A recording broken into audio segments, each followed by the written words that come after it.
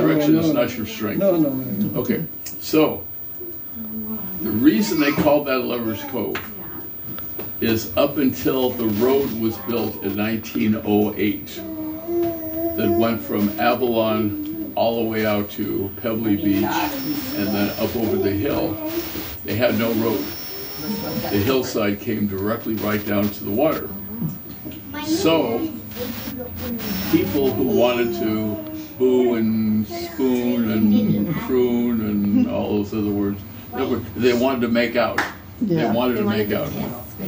They could row to Lover's Cove. Row? Nope. Like boat and on the water? Wait, what? Yeah. Oh, wow. No, I just told you there's no road. There's no road. Oh my gosh. I had to get swim. So they would row. Yeah. They would row to that cove, and nobody could see them in town. Had privacy. It was like it was like Makeout Point or whatever they have in the mainland. So that's the reason why they call it Lover's Cove, because that's where lovers used to go. The only trouble is the apostrophe that they have on it is wrong. It's lover apostrophe S, which means one lover. Yeah. It should be lovers or lovers and no comma. So they have it all wrong unless somebody is really in love with themselves. It doesn't really make any sense. So it should be lovers with an apostrophe after the S. Yes. Right. Mhm. Right. But Well, not maybe it's before one the lover S. whose But heart that's the way it is. No, it's lovers. It's lover, comma S. Oh, okay, so that's wrong. I know. I just Thank said you, that. thank you. It was unclear. Okay, I just said that. Okay. Okay, I'm going to tell you something now that if I didn't know it, I would say this is probably one of the biggest stories you will ever find anywhere, Catalina or anywhere. So are you ready to have your minds blown? Yes. 'Cause this is big, big, big time. Okay. So you know, we have the 4 Channel Islands down here. Okay. They are the Tongva Indians that we had up here. Then there's 4 more now. There's 4 more up near Santa Barbara, Oxnard, which are the Shumash Indians. Okay. Now, they used to have mastodons, pygmy mastodons on Santa Rosa.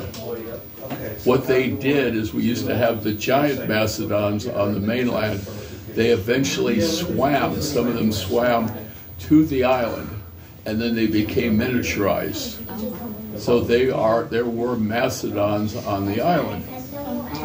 And so a man by the name of Phil G. Orr wanted to find out if there was any indication that primitive man coexisted with the mastodons. Now, at that time, they figured that the civilization up there went only about 7,000 to 10,000 years. Okay. So he went to Santa Rosa to do his research. They had just had a major rain that cut right through this area, which is called Arlington Springs. And what he was able to see, it was about a 37-foot embankment. What he was able to look at after the rain went through was the fact that he now had all those stratas that he didn't have before. And he noticed about halfway down 2 femur bones. Okay. So he took the femur bones and he wanted to have DNA done on them. Unfortunately, the DNA back in those days would have completely destroyed the bones. So he didn't want to do it, but he knew eventually they would be able to do it and preserve the bones. So what he did is he wrapped it up in plaster, put sheets around it, and took it to the Santa Barbara Museum of Natural History and gave it to the curator at the time and said, could you just store it here and someday we'll be able to.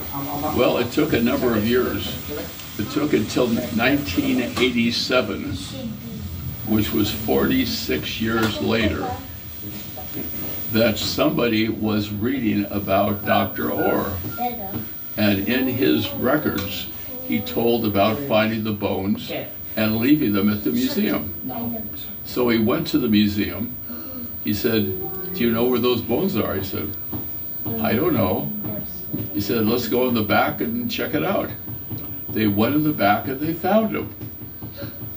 Okay, now they decided was the time to have the DNA done. Now DNA was sophisticated enough that they could get a good reading. So they sent these bones to a man who did DNA in Washington, D.C.